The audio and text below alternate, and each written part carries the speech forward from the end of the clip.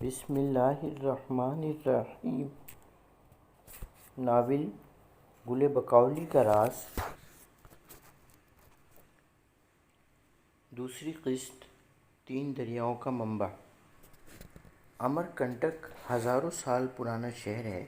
اس میں آج بھی کلچوری عہد کی تعمیرات موجود ہیں جو 11ویں صدی عیسوی میں بنائی گئی تھیں، لیکن اس شہر کی وجہ شہرت یہ ہے کہ یہاں سے دریائے نرمدا کا آغاز ہوتا ہے۔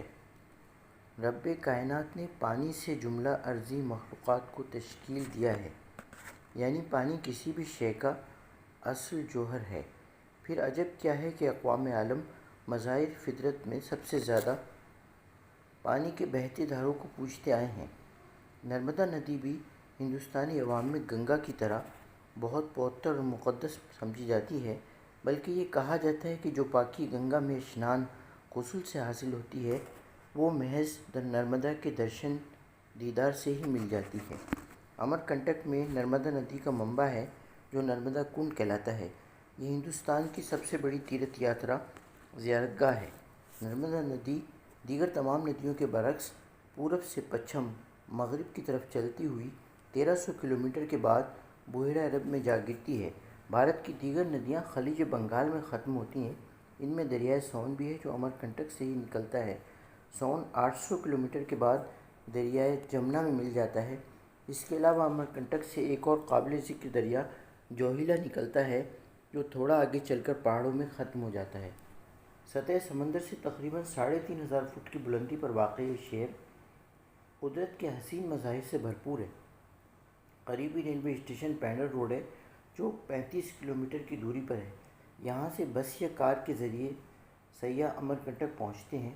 سڑک پہاڑی علاقوں کی طرح گھومتی ہوئی اوپر جاتی ہے۔ اس طرح کے دونوں جانب اونچے گھنے درخت، پھر موڑ پر موڑ۔ حد یہ ہے کہ 20-25 میٹر سے آگے کچھ نہیں دیکھ سکتے۔ جا بجا مسحور کر دینے والے مناظر اتنے حسین کہ دیکھنے والے دم بخود ہو کر دیکھتے رہ جائیں۔ جھرنے اور آبشار جن کا پانی کہیں تو دودھ کی طرح صاف و شفاف ہے اور کہیں ان میں سونے کے ذرات کی چمک ہے۔ موسم بہار اور موسم سرما کے آغاز میں تو یہ علاقہ سچ مچ قدرت کا ایک عجوبہ لگتا ہے۔ امر کنٹک 2 الفاظ سے بنا ہے۔ امر یعنی لافانی زندگی اور کنٹک یعنی رکاوٹ۔ یہ نام کیسے بنا؟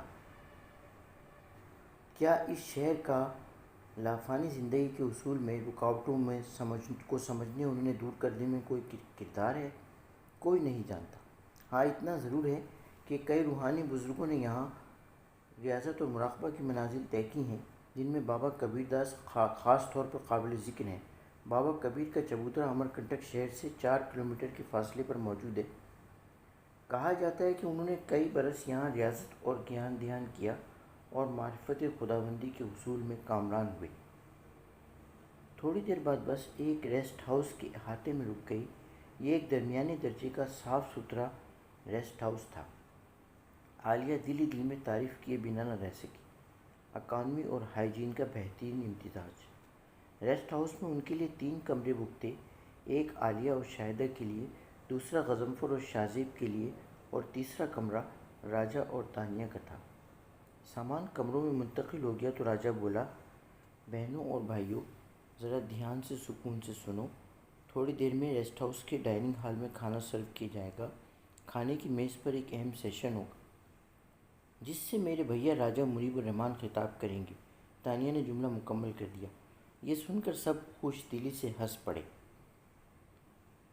کھانے کے بعد جب چائے سرو کی گئی تو راجہ سب کو سمجھانے لگا،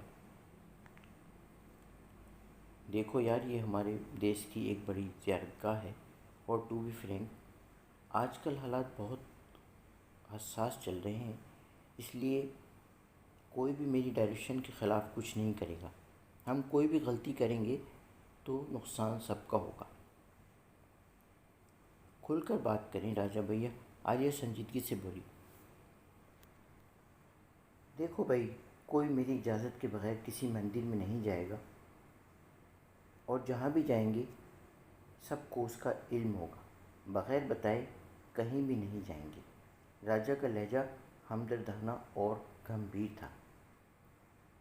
ہم سمجھتے ہیں راجا بھیا شاہدہ بھی سیریس ہو گئی۔ خیر اتنا بھی ڈرنے کی ضرورت نہیں، ساری دنیا سے ٹورسٹ آتے ہیں یہاں، قدرتی مقامات کا لطف لینے پر کوئی پابندی نہیں، ہم دریائے نرمدا میں کشتی رانی بھی کریں گے۔ واہ واہ، پھر تو بہت مزہ آئے گا بھیا۔ تانیہ کا چہرہ کھل گیا، اس کے انداز میں بچپنا تھا، یوں بھی وہ عمر میں سب سے چھوٹی تھی۔ اور ہاں تانیہ میری بہنا، تم عالیہ اور شاہدہ کے ساتھ ساتھ رہنا، انہیں کہیں اکیلا نہ چھوڑنا، یہ ہم دونوں کی ذمہ داری ہے۔ اگر کسی کو کچھ ہو گیا تو اکبر انکل میری خوب خبر لیں گے۔ راجہ کے چہرے پر بڑا پن اور ذمہ داری جھلک رہی تھی۔ اور ہاں کوئی کہیں پھنس جائے تو فوراً مجھے موبائل پر کال کرے، لیکن یاد رہے جنگل میں اکثر جگہ سگنل نہیں آتے ہیں۔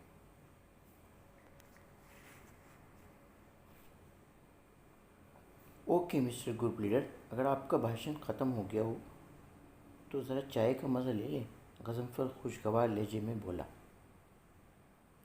وہ سب اسی طرح ہنستے بولتے رہے اور پھر کمروں کو لوٹ گئے۔ سفر کی تکان غالب تھی اور رات کے سائے گہرے ہوتے جا رہے تھے۔ عالیہ نے کمرے میں جا کر لباس تبدیل کیا، بستر پر گر کر پھر سے مثنوی گلزار نسیم کھول لی اور گل بکولی کی طلسماتی دنیا میں گم ہو گئی۔ یوں بھی اسے بلا ضرورت بات چیت کرنے کی عادت نہ تھی۔ شاید کچھ دیر تو خمارآلود نگاہوں سے اسے تکتی رہی، پھر اسے پتہ بھی نہیں چلا کب وہ نیند کی آغوش میں چلی گئی۔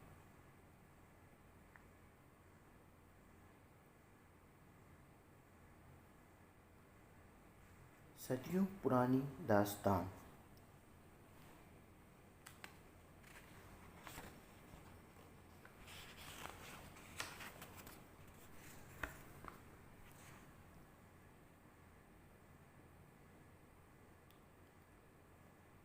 گل بکولی کی داستان حمد باری تعالیٰ اور مدحت رسول اللہ صلی اللہ علیہ وسلم سے شروع ہوتی ہے۔ ہر شاخ میں ہے شگوفہ کاری، ثمرۂ قلم کا حمد باری، کرتا ہے دو زباں سے یکسر حمد حق و مدحت پیمبر صلی اللہ علیہ وسلم۔ یا رب میرے خامے کو زباں دے، منقار ہزار داستاں دے۔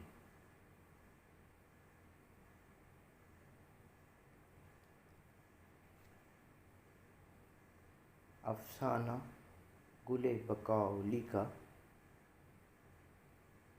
افسوں ہو بہار عاشقی کا۔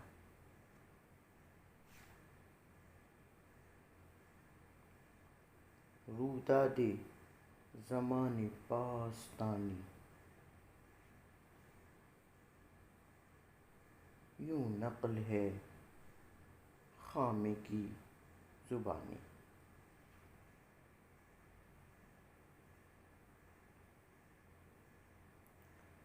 پورب میں ایک تھا شہنشاہ،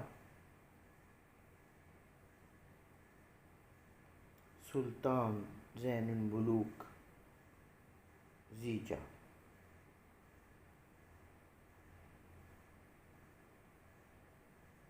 خالق نے دیے تھے 4 فرزند،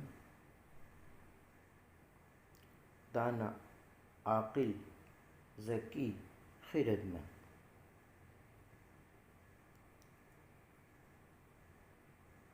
نقشہ ایک اور نے جمایا، پسماندہ کا پیش خیمہ آیا۔ ملک شرقستان کے حاکم سلطان زین الملوک کے 4 بیٹے تھے، چاروں بہادر زوراور اور مروجہ علوم و فنون میں طاق تھی۔ اللہ تعالیٰ نے بادشاہ کو ایک اور شہزادے سے نوازا، نرم و ملائم، فرشتوں جیسی معصومیت اور حسین چہرہ ایسا روشن کہ نظر نہ ٹھہرے۔ شہزادے کا نام تاج الملک رکھا گیا۔ پیدائش کی خبر ملتے ہی سلطنت میں شادیانے بجی، شیرینی تقسیم ہوئی، ہر طرف جشن کا سما تھا۔ لیکن یہ خوشی مختصر وقت کے لیے تھی۔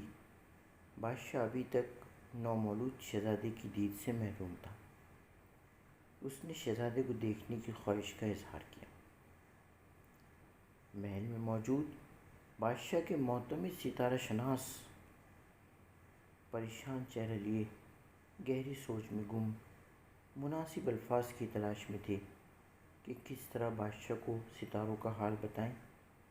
بالآخر ان میں سے ایک نے ہمت کی اور باادب عرض کیا، بادشاہ سلامت، چھوٹے شہزادے کی آمد مبارک ہو۔ دعا ہے کہ بچہ سلطنت کے لیے مبارک ثابت ہو اور آپ کی آنکھیں روشن رہیں۔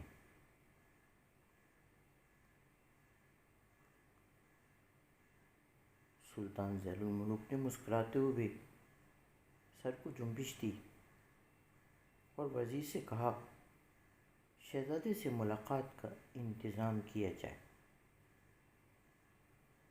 اس سے پہلے کہ حکم کی تعمیل ہوتی، ستارہ شناس ایک قدم آگے بڑھا اور کہا، حضور والا، آپ کے دم قدم سے ملک شرقستان چمنستان ہے۔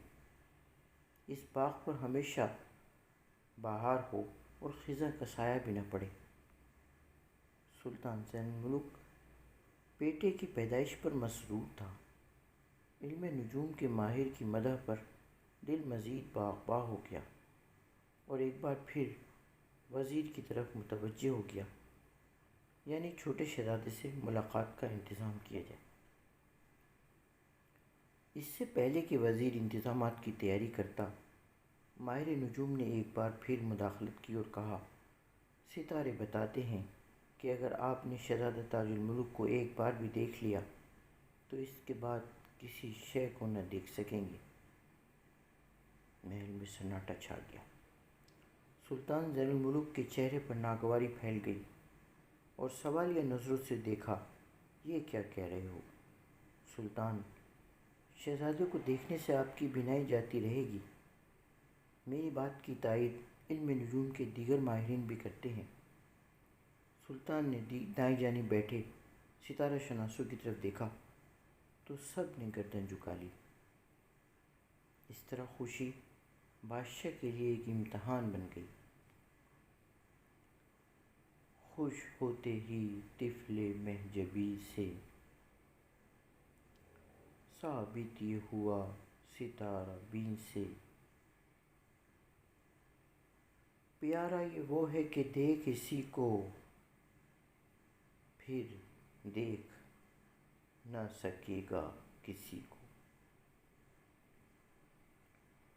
حکم شاہی سے شہزادہ تاج الملک کو سلطان کی نگاہوں سے دور زنان خانے میں کسی در بے بہا کی طرح مستور رکھ کر پالا گیا۔ وقت گزرتا گیا، سلطان ذیل الملک امور سلطنت میں مصروف ہو گیا، مگر بیٹے کو دیکھنے کی خواہش دل میں موجود رہی۔